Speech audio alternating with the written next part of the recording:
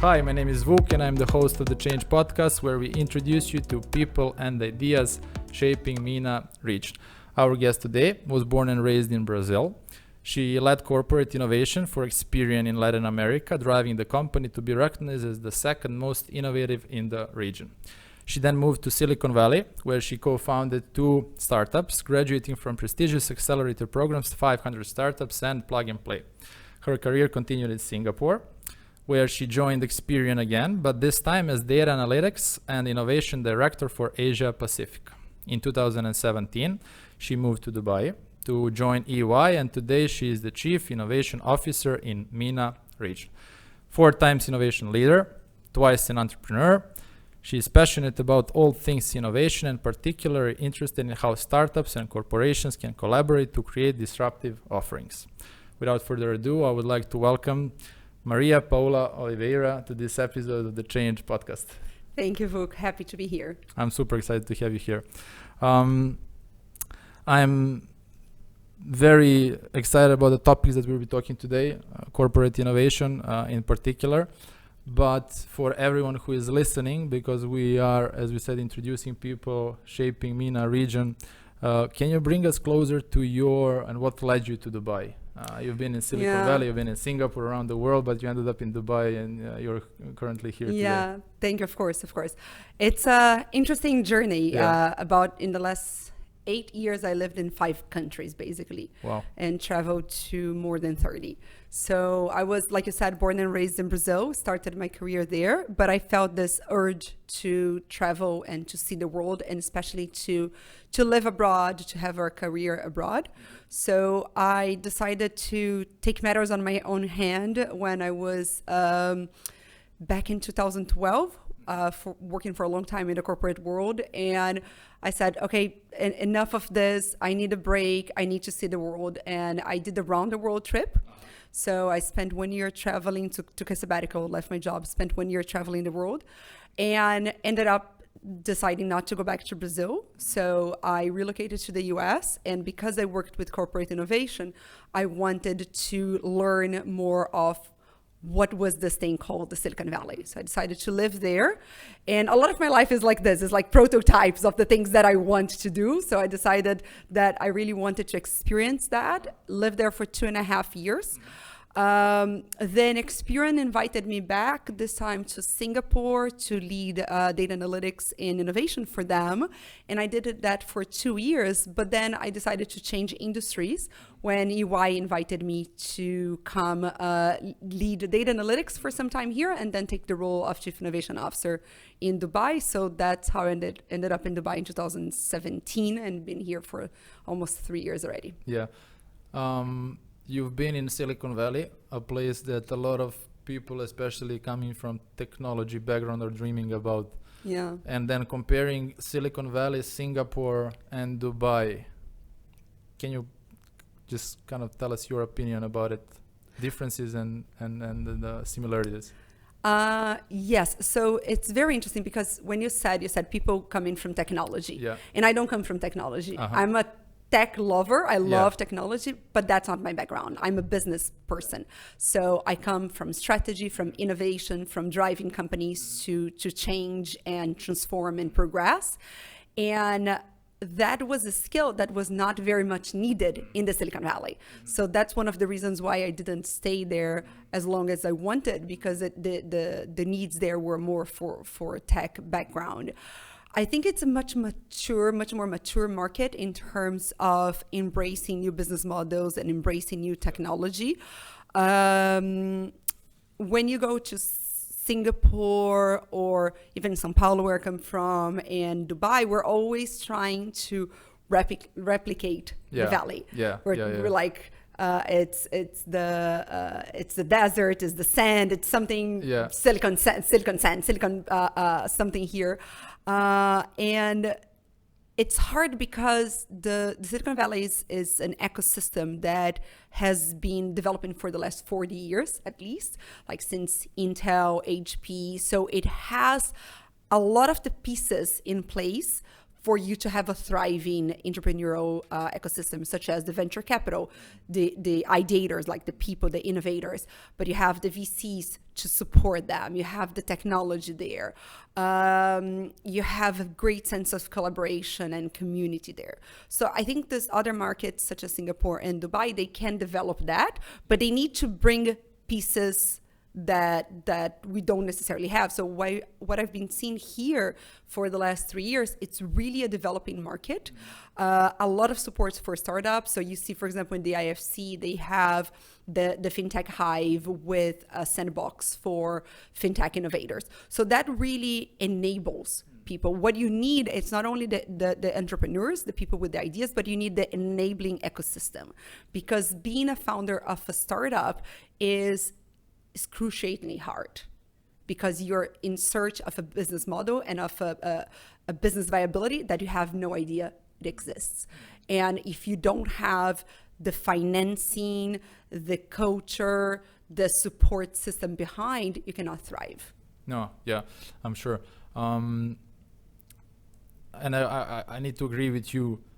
When you're comparing even markets like Singapore, comparing to this market, that is again a couple of years ahead of us. Yeah. When it comes to innovation and the ecosystem, we can't forget that Silicon Valley started 50 years ago. Yeah, and the exactly. level how developed they are. So if you compare this market and Silicon Valley, you can say that this market is super advanced. Comparing, if you look at the time frame that took us to achieve this. Yeah. Because I think you have a great point, because we're not starting, like if we're trying to replicate something like the Valley here in the UAE or in the MENA region, we're not starting from scratch. We're starting from a blueprint of the Silicon Valley. So we know what are the pieces that we need to have in place. But of course, like when you're talking about venture capital, it's very cultural. This idea that you're going to invest in several companies, and the vast majority of them are going to fail, but you're going to have one or two that are going to be 100x what you invested, or more than that. Then you have to have the whole cultural basis for the risk taking that is required for you to be a VC, or even for you to be an entrepreneur. So when you're an entrepreneur in the Valley, one of the things that is celebrated is failure. So when you say, I'm proud to say that my first startup failed and the second one survived, because I have that under my belt. If you come from a culture where failure is not acceptable, or where failure kills you or like destroys your reputation, then you can't be an entrepreneur. And I'm tempted to jump straight into the conversation now about failures and innovation. We're going to keep it for a little later when we deep dive into corporate innovation and how you make one a success. But to set kind of the conversation on the right kind of grounds, and you've been in innovation for the previous 10, 15 years. Yeah, 12 years. Yeah, so if you compare, and maybe someone would say 10 years is not such a long period, but today 10 years is well, huge. Yeah. So I started innovation before Facebook exactly. and iPhone. that's a completely different era. Yes. What changed when it comes to innovation from 2010s, something like that, when you were starting and today?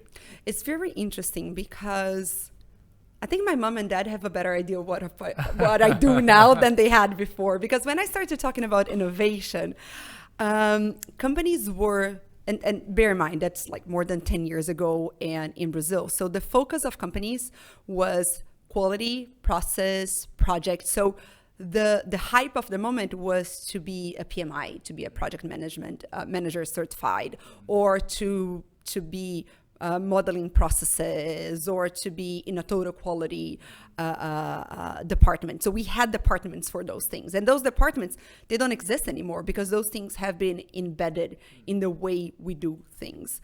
But for innovation, it was the pressure to innovate in the market was lower and slower. So you didn't have this notion that a company needed to reinvent itself every 5 years.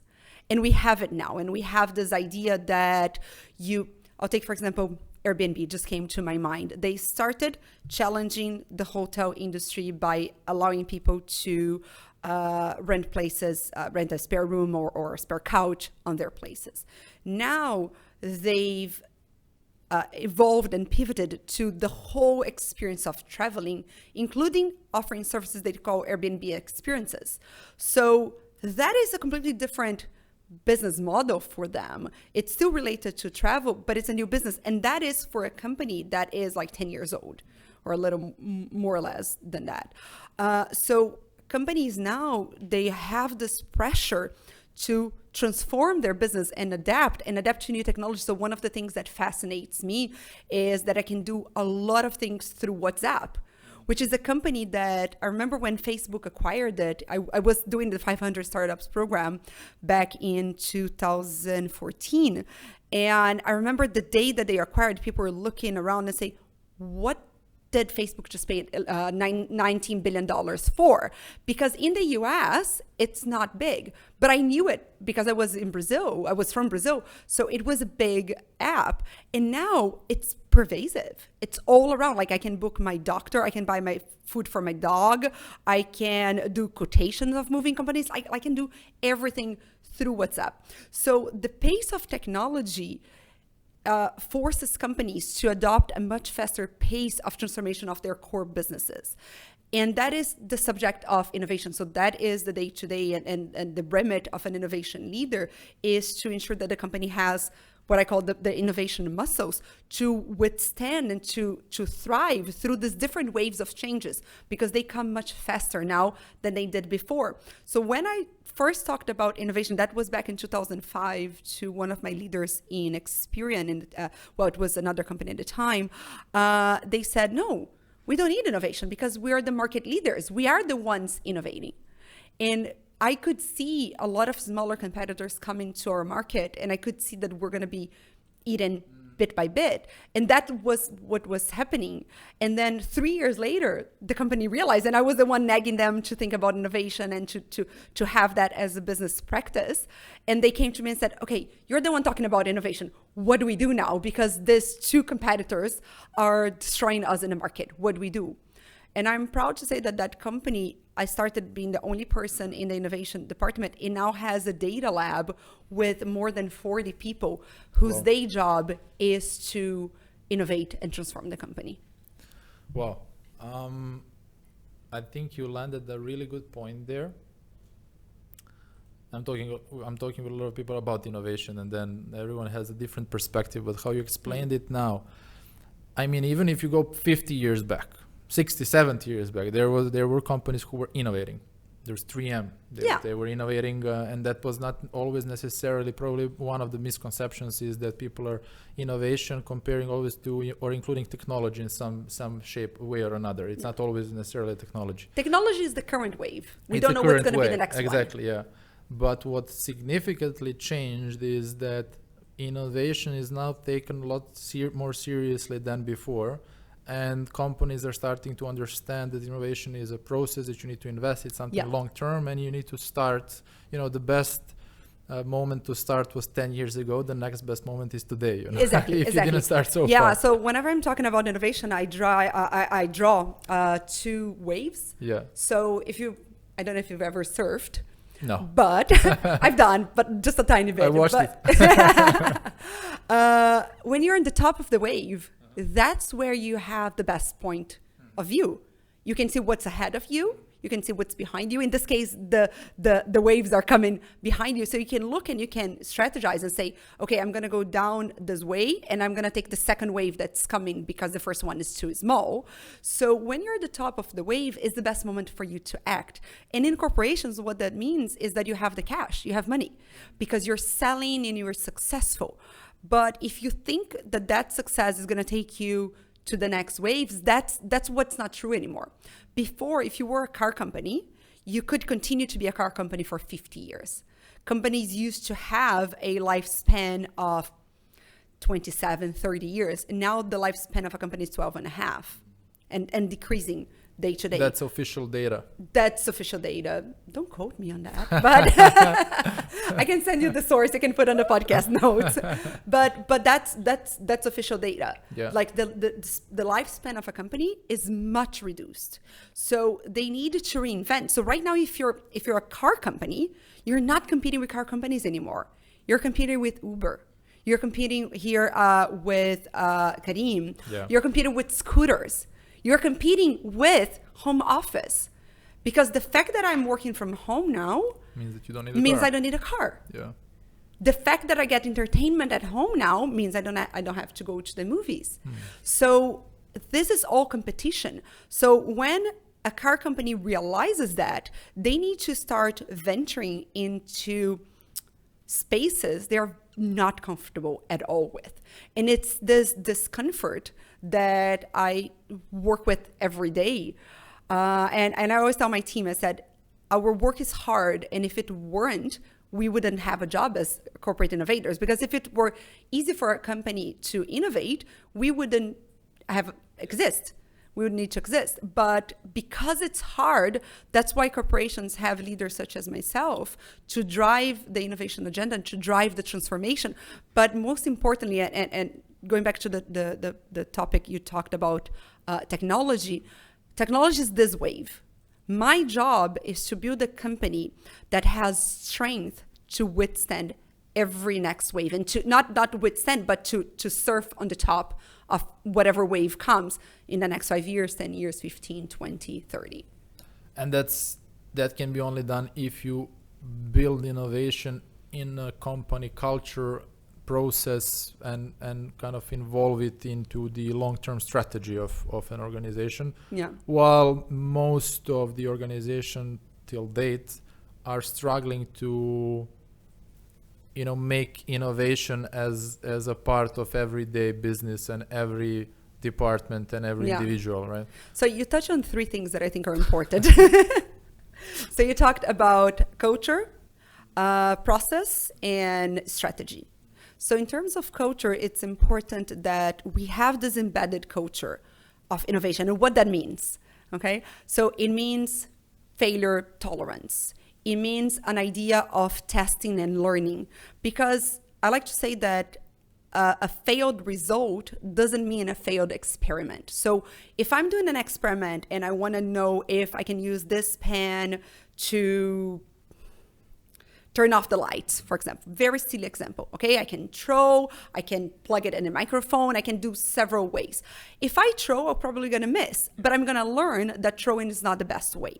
But if after the first time I throw the pen, you scold me and you say, MP, you should not be throwing pens, and that's not the way we turn on and off the light, then I'm gonna be afraid of trying again. I'm not going to try my next one.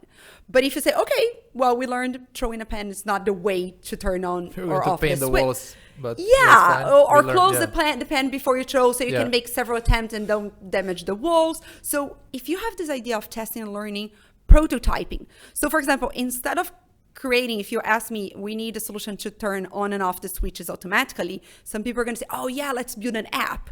I said, okay, do we need an app? Do we need to go to that extreme, or can we just try a longer stick? You know? So I'm just giving silly examples to kind of make it easier to digest. But the idea is failure tolerance, testing and learning, prototyping, understanding that there is a process to innovation. So that comes to the next part. But I need people to understand that there's a process. Not only bring the process, but people understand that whenever you want to innovate, there are steps for you to follow.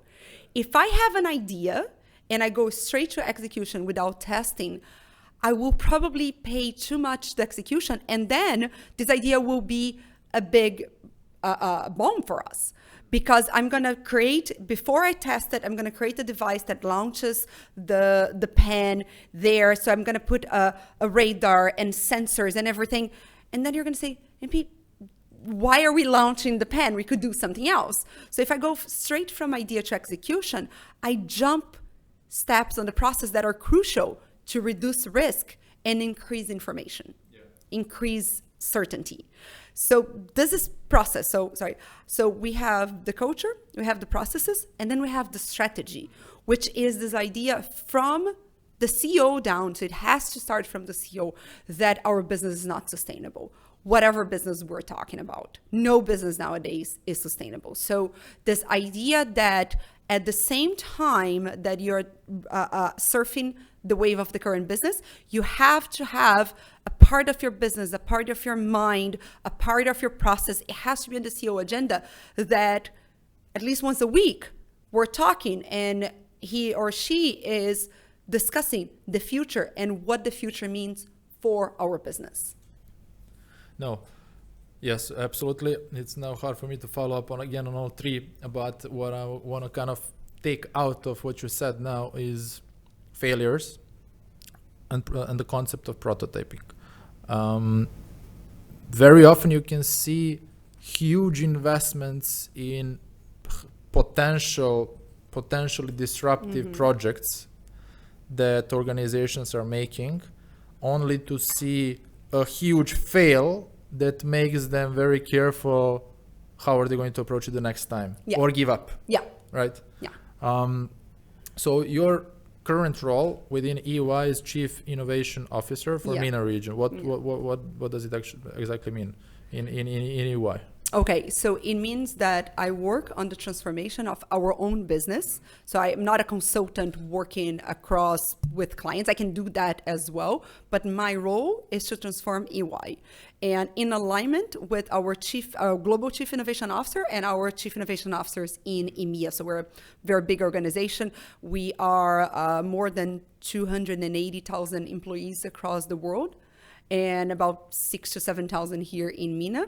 So my focus here is in the MENA market around the 16 locations that we have here and this almost 7,000 employees, to work with them to develop those things that we talked about. So I work with the leadership of the company to develop strategies that incorporate this idea that our business is in constant transformation, constant change. Constant change, exactly. Yes. Underline, quote. Exactly. We have to have this idea of constant change. Then our people need to know what is expected of them in terms of innovation. So we have ideation programs, we have ideation challenges, we have a newsletter that we share every month to inspire people. We bring startups and founders to dialogue with our people, also to inspire them. We have an innovation ambassador program to bring the people who are the outliers on their particular functions or service lines, the ones that are thinking ahead, the ones that want to provoke some change, and we bring them in, we train them. So we give them training in design thinking, in business model canvas, in agile management. So we train them in the process of innovation, then we send them back to cross-pollinate the service lines.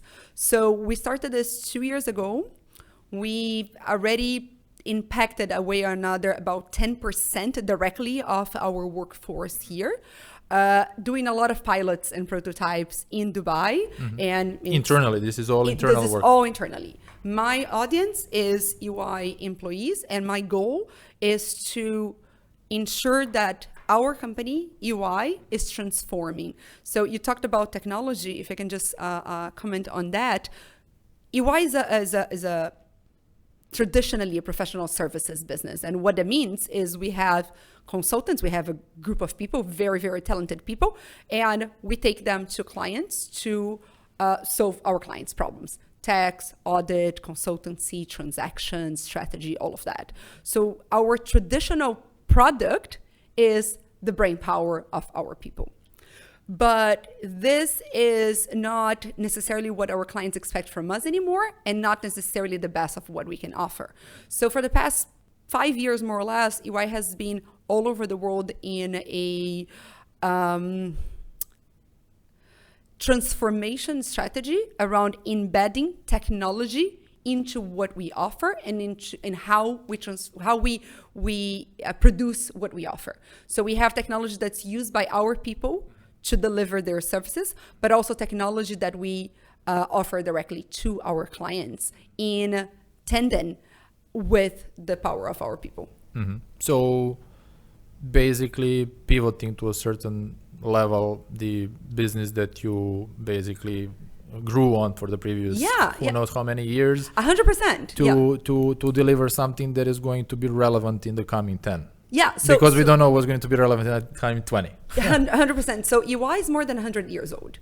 Yeah, it started basically 20s, 90s, 2 centuries behind, and traditionally it's offering people power. Yeah. But again, that's not enough. And that's not the smartest way of doing it.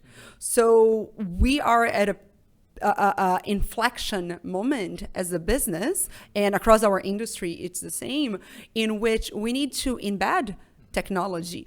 But for you to embed technology, you have to change the mindset.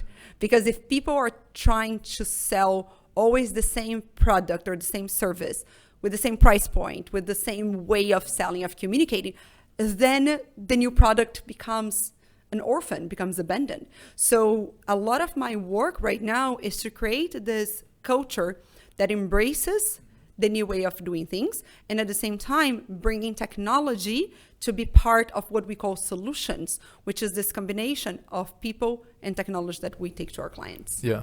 So by now we are 15 minutes in the episode. Probably everyone who is listening is okay. We get it. We need to change, and we got them on board. Did you get it? we got them on board now on the fact that we need to change. Okay. And I'm sure that especially in the previous couple of years, there is a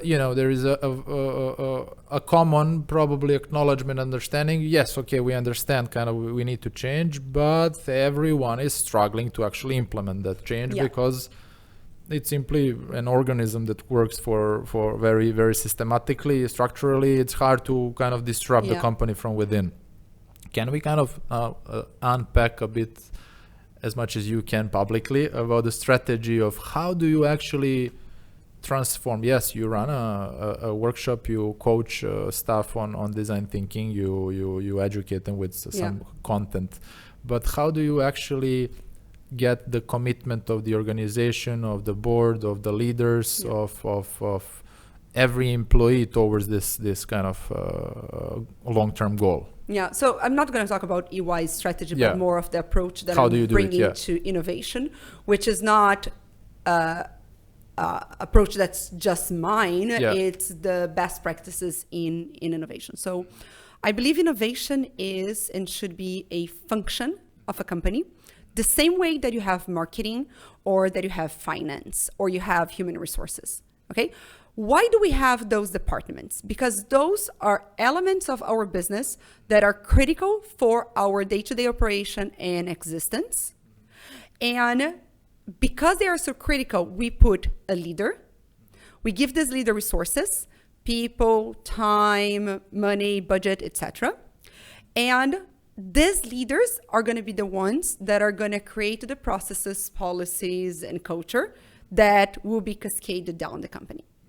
So let me take, for example, human resources. Okay, so whenever you go to any sizable company, you're going to have a human resources leader, because there are some practices that leader is knowledgeable about, needs to implement, but needs to be executed at an organization-wide level. So it's not the responsibility of the human resources person to manage each and every employee.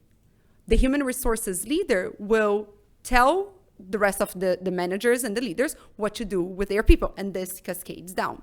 So you have a company where you have somebody that has the overview, somebody that sits at the table and defines the strategy, defines the policies, defines the processes, but this is executed down.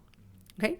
What happens with innovation is that a lot of time you're going to hear leaders saying, oh, innovation, I don't have an innovation leader because innovation is everybody's job. But then when it's everybody's job, it's nobody's job. Exactly. So you don't have somebody at the helm who is defining the best way, giving direction, telling people how to do and what to do. Mm-hmm. Okay? So that's one mistake. Mm-hmm. Another mistake is... So that means building a function. So building a function. Okay? But another mistake is a lot of times companies will get somebody from within who had an idea or who is a bit of a visionary, and they will put that person to be the innovation leader. That person has not been trained to be an innovation leader. So you don't get somebody who's good with numbers to be your CFO just because they're good with numbers. Or you don't get somebody who is good with people to be your human resources leader. Because for you to be a CFO, for you to be a human resources leader, it requires training, it requires capabilities. and understanding of that function that are not within somebody who has not received those trainings. Okay, so a lot of times I see known innovators being put in a position as a chief innovation officer, and then they don't know where to start. So that's one of the reasons it fails. So when I was invited to this position with EY and with Experience-wise, the first thing that I told them, okay, this is going to be my day job. I'm not going to do this on the side of my desk, because if I have to be serving clients, or if I have another job and I'm the innovation leader, the other job will take precedence, because there is a constant conflict within any organization between the business as usual and the innovation engine.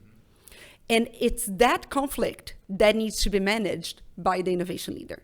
So the innovation leader is somebody who will be focusing his or her energy. I wake up and go to bed every day thinking on how I'm going to transform UI. Well, that's okay. Yeah. So it's not my side job, it's my day job. And my team is all that I have a very small team. I don't believe in building an army of innovators, because then you become very expensive. But I have a 5-people team, and they're all 100% dedicated to innovation. And that makes a difference, because we can study, we can bring the best practices, we can create programs, we can lead those programs, because this is our day job. And everybody on my team is qualified to do that. So they received the right skills, the right information, the right abilities. They have the right abilities to do their job. They're not just somebody, you would not build a finance department just grabbing whoever is good with spreadsheets. You would not build a marketing department or a marketing plan, but companies do that with innovation. And that, in my point of view, is a mistake. And it's a mistake that cost the company 2, 3, 5 years of experience to learn that they didn't have the right people in place. Because if you give anybody the title of Chief Innovation Officer, they're going to jump at it. They're not going to say, I don't know what I'm doing. Yeah, they're going to give their best, and you're going to realize after 2 years that... Yeah, 2 years later, nothing This happened. doesn't work, and innovation doesn't work. Yeah. That's probably the bigger problem. It's rarely connected to the person or the team. Usually the conclusion comes that innovation doesn't work. Yeah, the innovation project fail. My question would be, when naturally, especially in old organizations who've been around for some time. Yeah. When you set up innovation department, innovation center, innovation function, all eyes are on you. Okay, yeah. Let's see now, how are you going to innovate us? Yeah. How do you, and then under the pressure, everyone is looking at you, looking at some numbers. How do you measure innovation? Yeah. So, and how do you establish some KPIs that you can then turn innovation into data that you can use to make decisions and justify the investment in the innovation? Yeah, so we have different fronts that we're attacking this problem. So one is the front of culture. So I have one person who's responsible for developing an innovation culture. I call her the culture designer. Okay, so her day job is to think, what are the skills that we need to develop in our people to deal with the idea of change and transformation? Okay. Another space that we are approaching the problem from is from the digital space. So I have one person who is responsible for scouting the EY world and finding digital technologies that we want to bring to EY MENA. So that part is done in collaboration with all our service lines. So you're saying like all eyes are on me. They're not all on me. They're in our Innovation Council. The Innovation Council is my team plus a dedicated person per service line. Because honestly, Vuk, I know nothing about tax. How am I going to be the person driving transformation in tax? So I have to collaborate with somebody, because tax is one of our service lines, just to contextualize. I have to collaborate with people who know tax, because what I bring to the table is the knowledge of the innovation process, not tax. So I have to work together with them. And that's another important part of my process, because I do not create a separate lab of innovation, because that's another, for some companies it works, but for most, it might work for like product company where you have the R&D in a department. that is disconnected. You're talking about the concept of a lab or a lab. Yeah. Sorry. The concept I had like 3 trains of thought at the same time. So the concept of a lab might not work at a services company. Okay. Because the service is delivered by the service lines, the commercial people, the sales people, the product people. So we need to work very well together. And that's also part of the approach that I bring. It's not creating an isolated, because otherwise you bring all eyes on you, but you bring all the scrutiny as well. It's like, what are those people with the Post-its on their office doing? You know, so the first thing that I did was to create this innovation council, not only to drive the strategy, but to drive the execution of the strategy, to be on the day-to-day. So in each of our service lines, we have one person whose day job it is to innovate that service line. So we work together. So there's an intense collaboration. So those are some of the elements: is having a function, having people who are capable of doing the job that is required. It's not just trained, capable, educated for. Exactly. It's not a game of good intentions. Everybody has good intentions about innovation. No leader will say no. But when the rubber meets the road is when you say, okay, now give me a team and I need a budget, and I would not give you any financial result in 2 years, before 2 years. That's what I told UI. And I said, I need this because I need to learn how we're going to do this within UI. And it has taken us about 2 years to start seeing anything that resembles a financial result, because right now, I'm the back wave. I'm the wave that they're not surfing yet. Yeah. So the money comes from the business as usual, from the wave that UI is surfing right now. So I need that business as usual to be thriving while it helps me to finance some of the things that are going to be in the future. But I don't know them from the start. So also what you need to do is to give an innovation function time to figure out what is the direction of innovation for that business. And that's why, like you said before, normally companies are 10 years too late to start thinking about that, because they realize they need to innovate when they are at a sea that doesn't have waves anymore and they have nothing to serve. Yeah. And what's the primary, does it exist the kind of the number one or KPI that you are looking at to measure success of innovation? Okay, so there are few KPIs, and I think it depends on the company. So like when you have a product company, consumer product or technology, an app or things like that, you could look at use. You could look at what percentage of your revenues is coming from products launched in the last 5 years, for example, or the last 3 years. New products that were launched. New products. So as a percentage of the total revenue of the company. So that is a traditional for companies that sell products. In our case, we are looking at a combination of metrics. We're looking at metrics that measure the volume of things that we're doing. So how many people have we impacted? How many ideas we have on the pipeline? As an EY or as an innovation function? I'm talking about EY, but I think this is applicable to innovation functions in general. Like everybody could look at the volume of the things that they are doing. They could look at the speed that they are moving. So how long does it take me to move an idea to a product or to a failed idea? Okay. And in more mature stages, you're going to look at financial results. But again, you cannot put the same metrics in the innovation. If you go with financial results, you are going to kill the innovation. On the short term. On the short term. Okay. In the long term, you're going to generate financial results. A lot of times it's not directly. It's not like I created this pen, I'm going to sell 10 pens and I have. Can I just step in here? Yeah? I think it's an important question to ask. I understand, obviously, that innovation, call it a lab or innovation function, can create a pen from scratch, and then you can clearly say, okay, in three years from now, we sold 100 pens that were created by innovation. That means that innovation brought us success. Yeah. Innovation is incorporated in the organization, work with all of functions, service lines, etc. is there a way to measure and track the actual impact of the innovation function to all of these services that eventually release these new products and services? I think yes and no.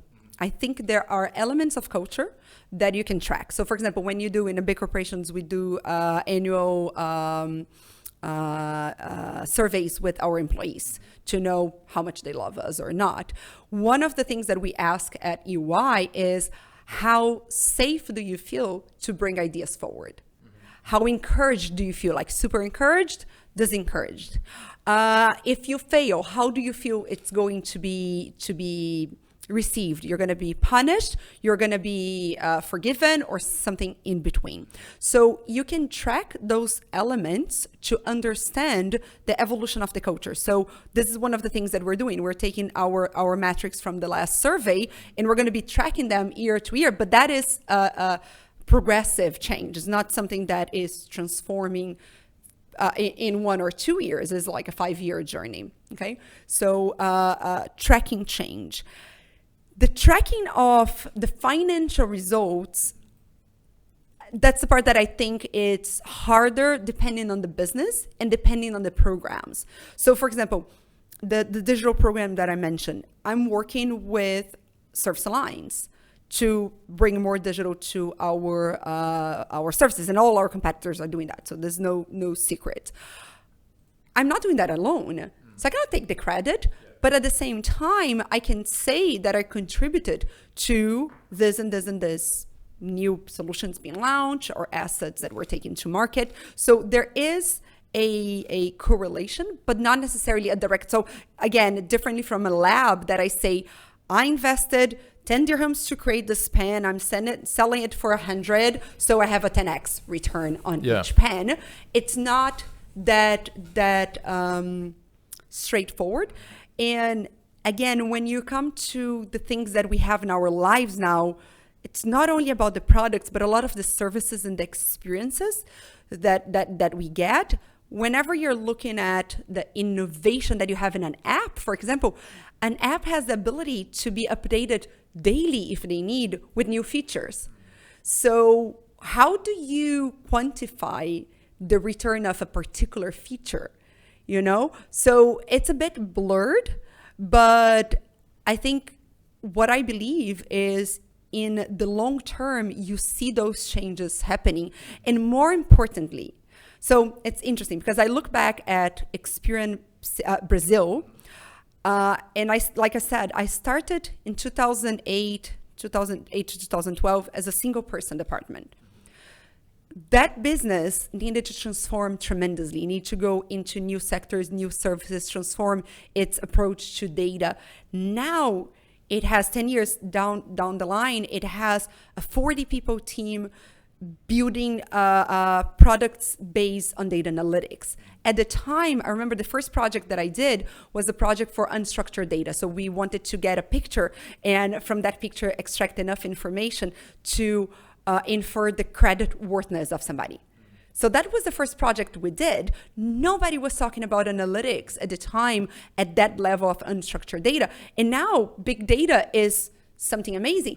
And you can see that company has veered into a lot of new businesses, new markets, direct to consumer, small companies, small businesses, and now has a data lab. So those are all expressions of an innovation culture that I started seeding more than 10 years ago. And that's amazing. In their example, they obviously saw a measurable results that made them invest in the innovation function and build it from 1 person to 40 people. So there was something that they could obviously measure and evaluate to make that kind of a decision. Yeah. And I think there is still, for all of us who are in innovation, there is a hack that we need to work on.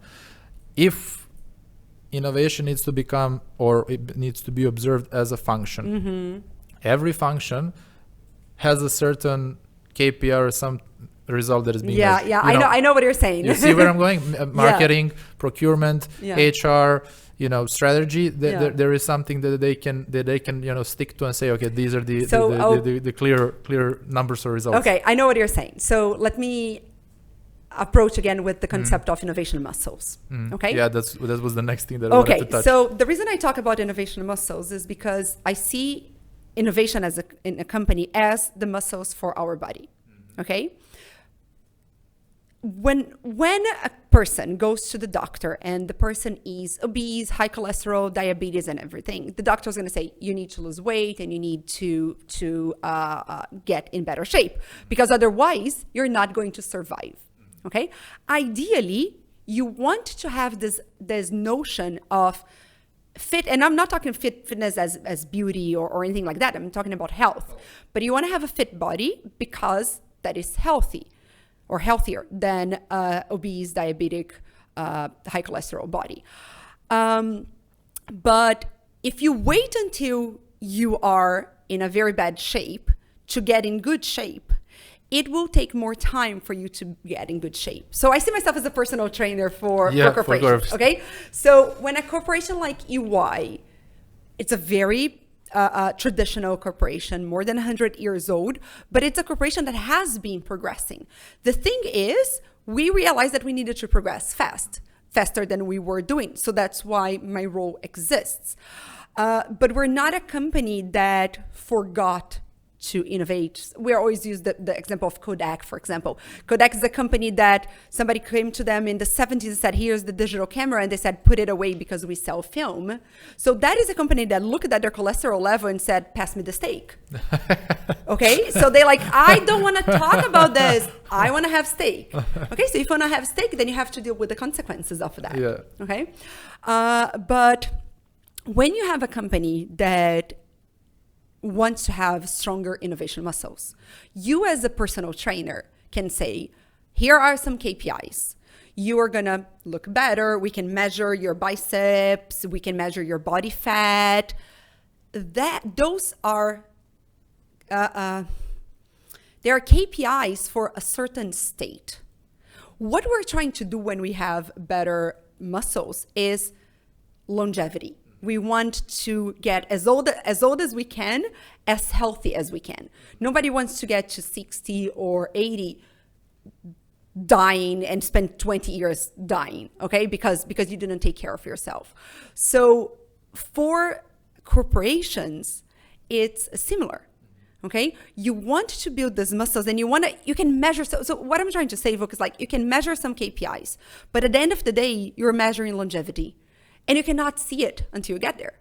So when I look back at Experian Serasa in Brazil, and I look 10 years ahead, and I see that they are thriving, and they've managed to change, and they've managed to survive, and they've managed to adapt.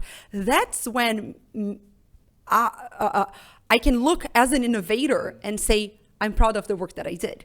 Because I'm looking 10 years ahead and say, they survived. They're healthy. They're fit.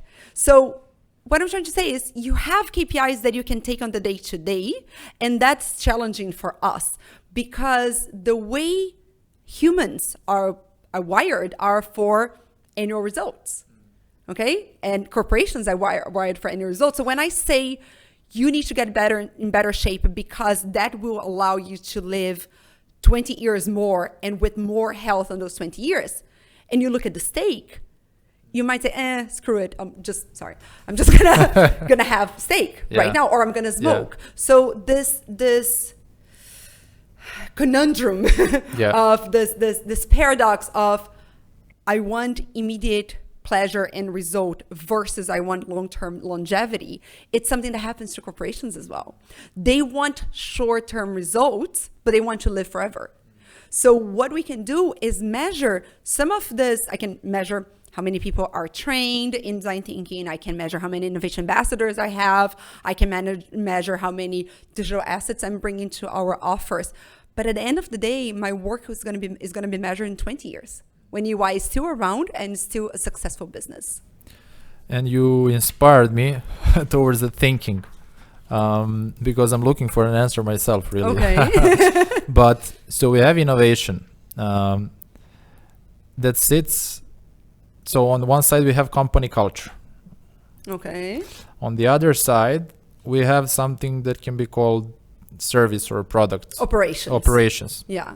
It's like how you do and what you do. I think that where a catch is that naturally, because of the way how innovation is being communicated, people are connecting innovation With more with operations than with company culture, because innovation is similar if you would be talking about the culture of teamwork. All right, this is a culture of innovation. It's a culture. You're not expecting that teamwork is necessarily okay. What is the KPI or what is the ROI of our teamwork? Well, we are operating, better, or there is no direct correlation with the results. Yes. So innovation as well is more about company culture and building a company culture of innovation, like building a company culture of teamwork, building a company culture of diversity, for diversity. example. Exactly. So again, diversity, we say it's super important. You can measure how many people you have of color, gender, etc., nationalities. You can measure that, but how much this will impact in the long term and make a diverse company that can survive and thrive in 20 years, you're going to see in 20 years, you're not going to see now. So I think there is this two sides there, and that's why exactly what you drew there is what I'm doing at EYs. Part of my team is focusing on culture. Part of my team is focusing on our offers. And we're innovating both, and we have KPIs, but there are KPIs that are very different and that have different length in time. There are KPIs, some KPIs, I can say, I think our products are going to bring X million dollars in revenue in the next 5 years. Awesome. But I think most importantly is, or as important as, is the cultural change that we're doing that will enable other people to innovate in their businesses. And that's something I cannot take direct credit for. But if I look back 10 years from now or 15 years from now, I can say that I'm proud if UI continues to be a thriving business. The studies in the future will show when they compare companies that were investing in innovation culture, and compare those with the results, right? And they do that now. So there's anecdotes and there's data that shows that company that have, example of Kodak again, a company that can embrace a different business model is more likely to thrive than a company that sticks with the traditional business. So there are stories the same way with diversity. Companies who are more diverse tend to bring more results. But at the end of the day, I think you have to work with some tangible KPIs to kind of reduce the level of anxiety. And those, they give you as an innovator. So I always tell my team, like, okay, let's do this part that is around the digital transformation, because that will give us the license, the credibility to work on the culture. Because if I have 10 people, we have 10 people just working in culture, the scrutiny is going to come. It's like, what are you guys doing? And you're not generating any direct results. So we have our hands on those two waves. Okay. Well, it is a very you need to approach it very carefully and strategically. How do you go and like the steps that you're taking to actually implement this kind of a strategy.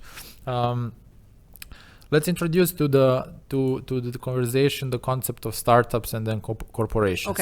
And try to obviously, corporations would like to work with startups. Startups are obviously looking for support from corporations. They're trying to work together. Obviously, there is a value there. Can we kind of unpack both when it comes to innovation, and then talk a bit more about how they can work together? Okay. What are the main differences between startup and corporate innovation? Okay, so I'm gonna start with the difference between a startup and a corporation in terms of innovation. But let me start one step behind, saying what is a startup? Okay, that's good, So if you want to have, and I'm going to use the example of a petrol station, okay? A petrol station is a known business. It has a certain business model. You buy petrol, you put it under the ground, you put the pump there, people come with their cars, you put gas, you know the price of gas you're going to buy, you know there's some regulations, so you know how much you can sell for, you can put some service more or less, you can put a convenience store more or less, you can put a car wash, etc. But it's a known business. So if I have the idea of setting up a petrol station on the corner here of your building, I'll go to a bank and I say, I need $200,000 to set up this petrol station. And I need a loan because I know that I can pay you back this loan with interest in 2, 3, 4, 5, 10 years or whatever. The bank is gonna look at my application, it's gonna say, yeah, I've financed other petrol stations. I know that it is, these numbers, they are good. You can have, because if I tell them I have one pump and I'm going to serve 1,000 people per minute, they know it's not true. Yeah, they can look at the books. They say, okay, these are the 5. I know so the numbers, expectations. I cannot bullshit my way around. Sorry for that again. But I cannot bullshit my way around a known business. Okay? The problem is that a startup, or for that matter, a new idea within a corporation, comes from the premise of uncertainty and unknown. So if I have an idea and somebody asks me to do a business model, and if it's an idea for something that we've never done before, there's so many unknowns that we can get stuck into trying to prove the business model. So I was talking to one of my colleagues 2 days ago, and he told me exactly that. He said, MP, I'm doing this business model. I know the business is big, but I don't know if it's $40 million or $400 million. But I know either way it's going to be good. But I'm getting stuck. And every time I present the numbers, I get scrutiny on the numbers. And people get stuck and start asking me questions about the numbers, trying to know if I did my math properly, if the numbers add up. And that's not what I'm trying to do. I'm trying to show them the concept and get them to just let me start.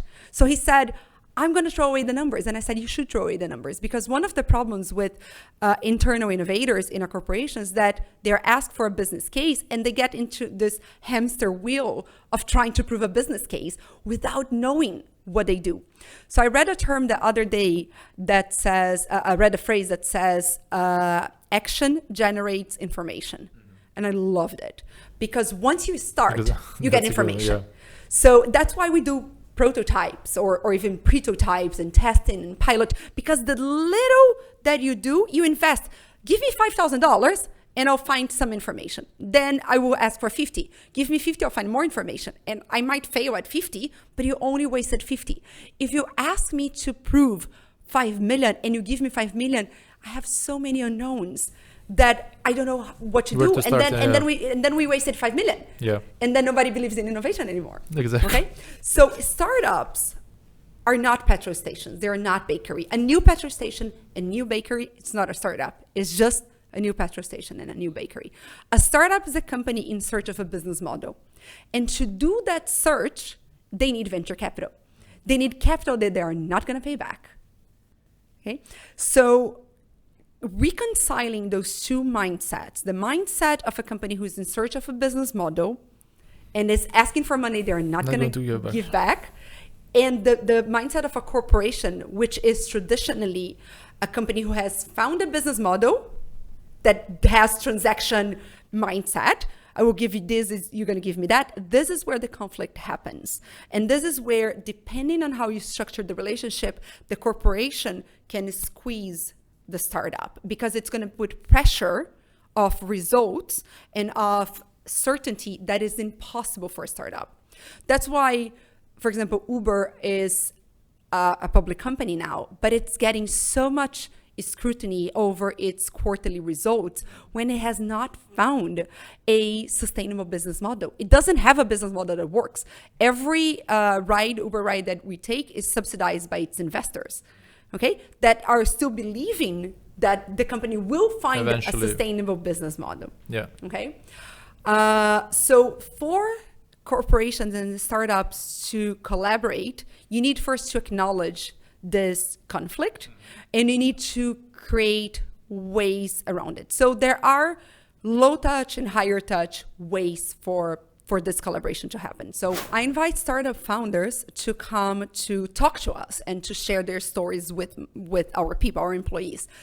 In this way, I am inspiring our people to hear what is being done outside of UI, but at the same time, they provide feedback. And so there was one entrepreneur that came and needed help with some of his taxes. So then we connected him with one of our tax people. Okay, so this is a very low touch. There is ways in which a corporation can create an accelerator or an incubator. This way, you're putting some money. It's still low touch because you're letting the startup do what they do, and you're investing. There's a branding aspect of it. There is a technology. There's a learning aspect of it. You can also sponsor programs. So you can sponsor Founder Institute, you can sponsor 500 startups, plug and play, etc. So those are more low touch. Then there's sometimes a collaboration that will happen in technology when a product company finds a startup that's doing something interesting in technology and will bring that company to collaborate. Normally, what the corporation is going to bring is the capital, the clients, and the startup will bring the technology. That is when it starts to get a bit iffy for very early stage startups. Because if they have not developed a way to monetize or a business model around the technology, they might get lost on all the commercial aspects of really taking their solution to market via the corporation. And of course, there's the acquisitions. So whenever a corporation acquires a startup, one of the conflicts that happen is in culture, because you bring a team of free spirits into the process of a corporation, and it can really kill them. So in this case, a lot of change management needs to happen, a lot of cultural integration needs to happen, but sometimes companies decide to acquire, but keep that startup as a quasi-separate entity in order to preserve what it has best. Yeah. Which one of these models did you see that is giving the best results? Oh, I don't know. I think it depends. I'm not going to pretend I know this answer, because I think it depends. So for example, when I was early stage startup in the Silicon Valley and I was doing the 500 startups, I remember having very good relationship with some corporations at the time who would come to mentor us. So they would mentor, they would open the door. So one of the companies that I had a great relationship was Panasonic, who became my client at the time on my first startup, because they were supporters, they were sponsors of Plug and Play Tech Center. So because they were sponsors, they had access to the startups, they had access to see the technology, to acquire technology, or to see the products and services. And in the case, they decided to become a client of ours. So that gave me access to a startup as a client, but they knew I was a startup. So they did not have of me the same, of my company at the time, the same expectations they would have for a normal vendor. Which is a good thing. Yes. I mean, good starting point. There is a lot of concept around the open innovation hackathons, etc., where corporations are getting involved with startups, trying to solve problems, but very few of those are actually turning in with some tangible results. Eventually, it doesn't really fly. I think there are two aspects there. There's the expectations of what are tangible results. Again, to your drawing before, are you trying to do this for the branding, for the culture, for the experience, for the more intangible results, or are you actually trying to build a new product?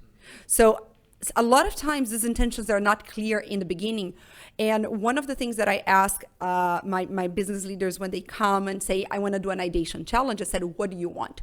Do you want your people to experience the innovation process? Because I can do a 2-hour design thinking workshop for them. They are going to experience. But what if a good idea comes from there? Are you prepared to back this idea with money, with time, with resources?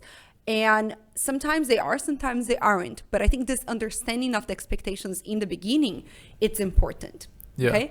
And I think the second aspect is, what results are we expecting? When you say they're not tangible results, is like, maybe I tried to create a new feature or a new product that didn't work, didn't become anything. But the fact that it didn't become anything, for me, it has a value. Because you spent a hackathon, what it is, like 24, 48 hours of a team of 10 people coding and trying to do a new product. What did I spend? Like $50,000 on that? I learned that the product that they created doesn't work for $50,000. It's cheaper than a market research. Yeah. You know, so we need to have this idea of having clarity of what you expect of innovation. Okay, because a lot of companies also mistake. They say, "Oh, we're going to do a 2-hour innovation workshop, and we're going to transform our business." I wish, I wish I could do that. I can't. Okay, if we're going to try to transform something in the business, I need the proper resources. It's not magic. Yeah. You know, I need to take steps and take them with discipline. So here's a thing that I wanted to add. The same way that you need discipline to build muscles and to keep muscles, it is not a work that you do once and you have muscles forever. It's a day-to-day work. It's a day-to-day discipline. What you can expect of an effective innovation team is to do disciplined experiments. I'm going to do lots of experiments. I'm going to have discipline. And by having discipline, I know if they're going to fail, I have a learning from them. Okay? I'm following the process. I like this concept, discipline experiment. Discipline experiments. Because the only thing that I can control for is the experiment. I cannot control for the results. I can have a result that fails. It doesn't mean the experiment failed. Okay? The same thing with a drug. Okay? Pharmaceutical. If you tell the pharmaceutical company, hey, can you please try to develop something for coronavirus? And they're going to try a lot of things. They're going to try drugs. They're going to try vaccines. Some things are going to work. Some things are going to be repurposed. They say, okay, this doesn't work for everybody, but it's going to work for a cohort. This has a side effect that we're not expecting, Viagra. But okay? that's a learning, yeah. There's a learning. So what you expect from a scientist is to have the discipline to follow the scientific method. If you tell them, you need this drug, but you need to launch it in 3 months and it needs to make me $1 billion, they're going to probably launch the wrong thing. They're going to launch without following the process. And then what you end up with is a major problem in the future. So we're talking about products that fail and that we invest a lot. Okay.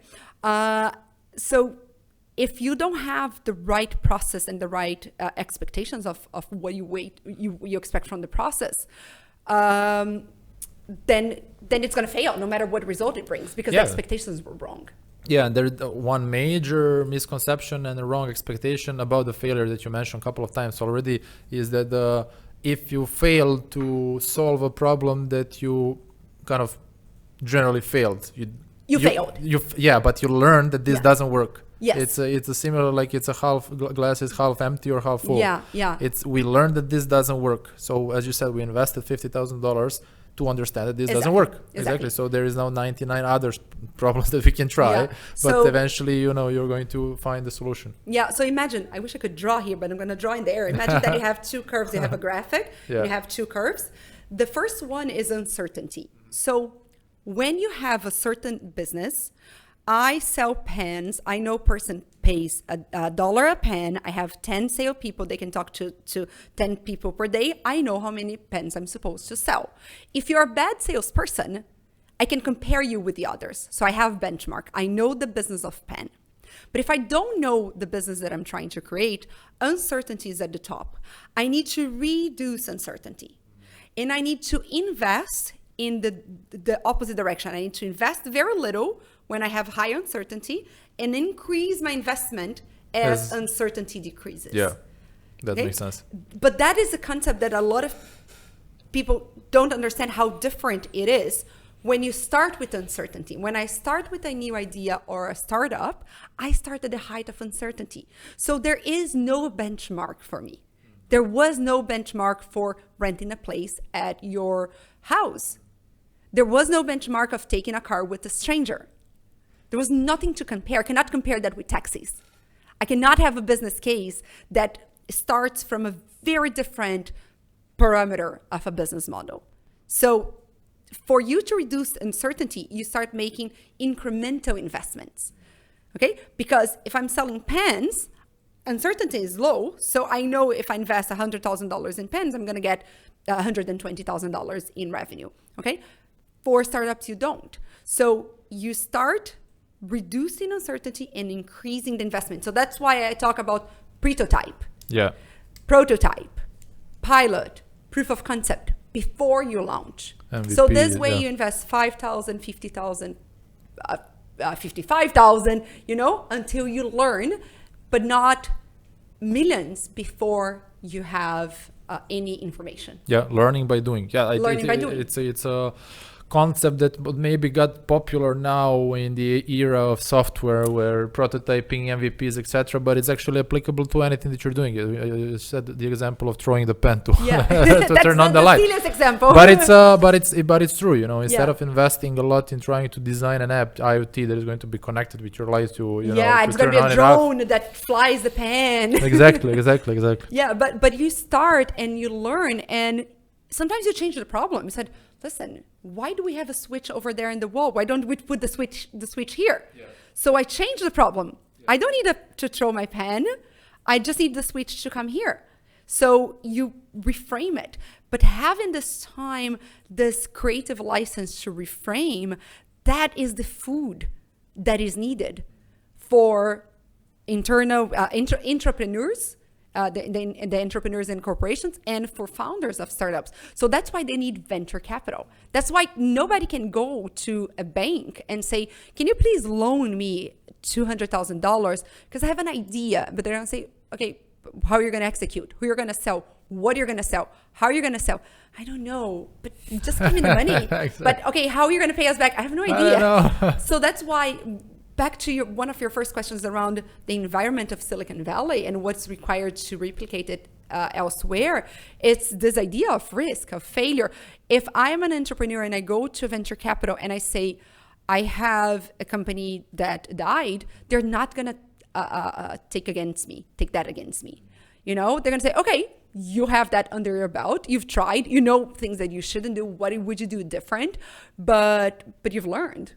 And you have the resilience to try again. That's a big one. You mentioned reframing. I think there is something natural in people that we are all chasing solutions without really reframing and understanding what we're solving, right? Oh, okay. That's a big one, huh? Again, discipline experiment. Yeah. You can put on the show notes, but the design thinking framework, it does not start with idea. It starts with the empathy. It starts with empathizing with the people who you're trying to serve, and then defining which challenge you're trying to solve for before you have ideas. So a lot of times people have ideas and they say, okay, let's go from idea to execution. And you have to take some steps back. You say, let me see if this idea of a product that I have is something that actually solving a relevant problem. No, true. Mm-hmm. Okay.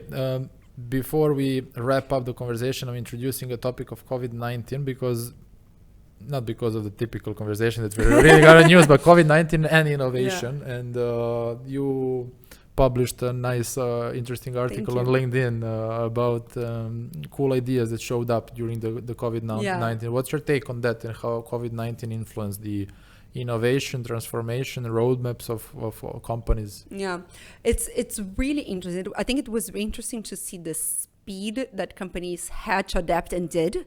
So you see a lot of stories of people adapting, companies adapting. At EY, for example, we moved from basically almost everybody working at the office one day to moving 280,000 people to work remotely, and that crashed our systems and we had to adapt, but we did. And we started supporting our clients on adapting fast to their businesses, to the changes on their businesses. I saw interesting examples here in the UAE, and I'm here in Dubai. So I saw, for example, one of the first things that I noticed was the cinema companies developing an offer of sending popcorn to your house. Awesome. It's like you don't have to let go of the whole flavor of a movie night. You can have a movie night in the safety of your house, but it will send popcorn to you via all the delivery services we have. So that for me was, it's such a nice touch. They're probably not going to make a fortune out of it, but they stay in touch. They try to keep their employees with jobs, you know, because out of the blue, those people didn't have jobs. I saw another very good example today as I was having lunch in one of the hotels around here, and there was a pool and a lot of people in this pool. And there was some ladies with a white t-shirt in the pool, and I could read their t-shirt. I was like, oh, they are social distancing monitors. So they're inside the pool, keeping people, making sure that everyone people is are apart or in small groups.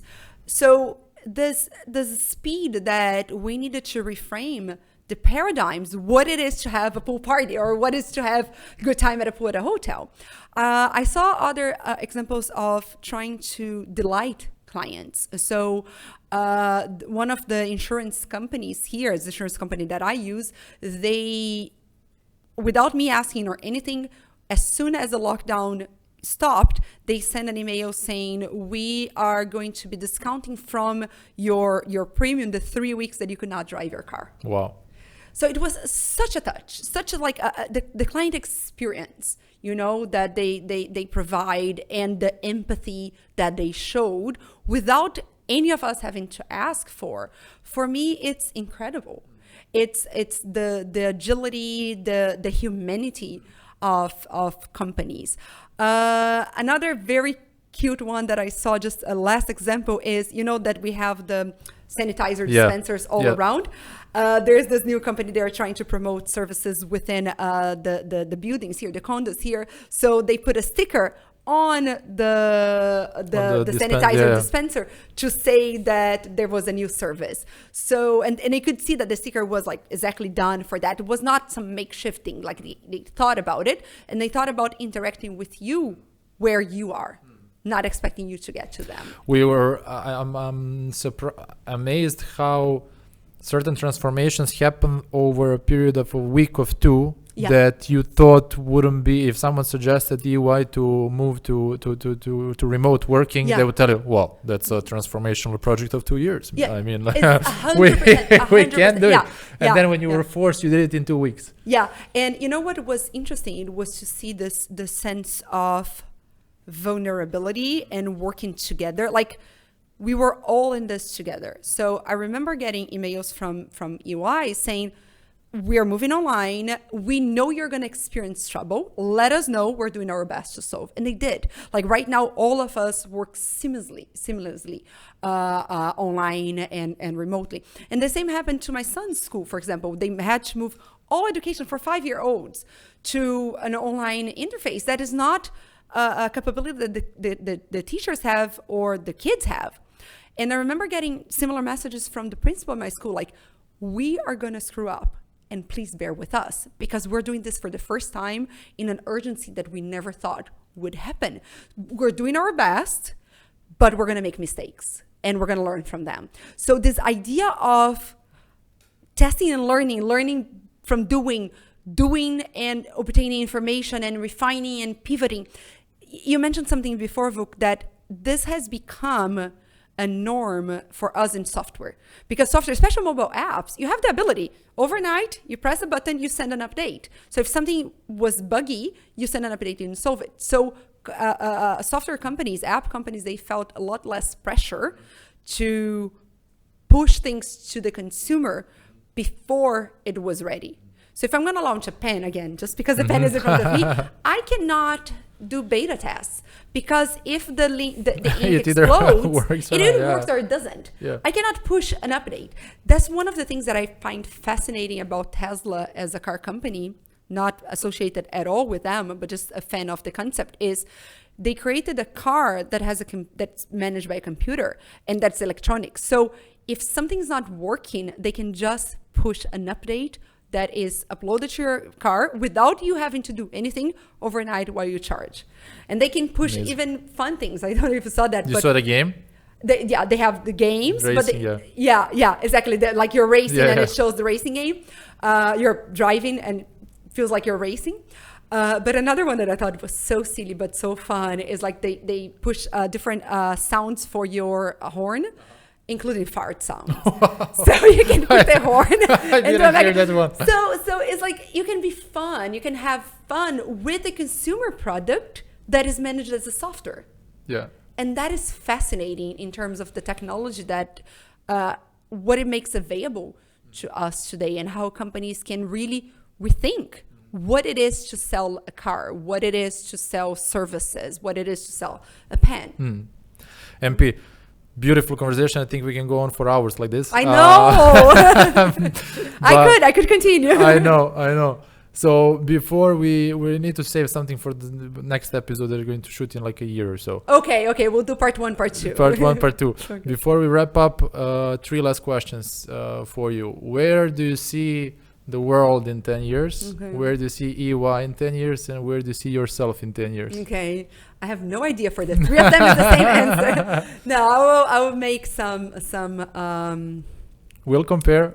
Yeah, exploration, thought exploration here. I think we're going to go through coronavirus one way or another. We're going to either beat it as a disease with a vaccine or learn to live with it. We do live with a lot of deadly diseases, like the flu is a deadly disease, but it's the same. I think it's the first pandemic that hit our generation. So we're going to learn how to live with that. I think some habits are going to change. We were talking about the paradigm of having a big office and how just 8 months ago, that was a symbol of status for a company. And now it has completely changed. It has changed to maybe as a perk, I offered the possibility of you working remotely or flexible working. And that's something that EY already was doing way before the pandemic. So I think some habits are going to stay. Some of them are going to go of this exact moment that we are. I think maybe sanitizers stay, masks. Some people are going to stay. Some people are going to let go of them. But I think we're going to go through it. I think we're going to go through a economic downturn, but then it will come up. Like we are a cyclical society. The way our system works is cyclical. So it will come up and it's going to be good because we're going to have because we're coming, this pandemic has brought us way down, much lower than we thought we would with a normal economic crisis, okay? Because it's a health crisis, it's a trust crisis. So I think we're going to come way down, but because we're going to be at a lower level, the growth that we're going to see when things start to grow up is going to be greater because we're not coming from a top level. So I think we're going to see new businesses and new jobs coming up. Of course, it's devastating to see the jobs that were lost through because of COVID. But I already see like the swimming pool monitors or the guy in the grocery store who's taking your temperature. Yeah. Or I saw somebody sanitizing a table today with like this gun that sprays alcohol. So like there's a whole industry of hygiene that is blooming because of this. So it's part of our cyclical nature. So I see we're going to be in 10 years in a much better place than we are now. For EY, I see that we're going to be in a different place in terms of our ability to embed technology into what we do. So I think we are at this inflection point where we've learned a lot, we've done a lot, we're making it better, more efficient. And I think as a culture, as new generations come up and older generations come out, we're going to be a culture that is more connected and embracing digital. And for myself, that's a hard one. I know. No, so I I see that I will be leading corporate innovation and transformation at a global level. That would be my ambition career-wise, and to be really pushing for these transformations, but also seeing that I'm much less needed than I was before, because innovation is part of the lives of the people in the professional world. With your passion and energy, I'm sure that you're going to do that. Thank you for the conversation. Thank you so much. It was really inspiring and insightful. Thank you so much. Great questions, great conversation. We need to do it again, maybe in a year or so, just to reflect on everything that we predicted today and see if we hacked this. Come on, you asked me for 10 years and you were gonna ask me for one year results? No, we're talking 10 years about those. But in 1 year we can talk about something else. Hopefully, yeah. Okay. For sure. Thank you so much, Vuk. Thank you everyone for staying with us until the end. I hope that you enjoyed this episode of the Change Podcast. If you like what we're doing here, what we're talking about, please like, share, and subscribe. And we'll see you next Monday in another episode of the Change Podcast. Until then, have a great day and stay tuned. Thanks, MP. Thank you, Vuk. See ya. Bye.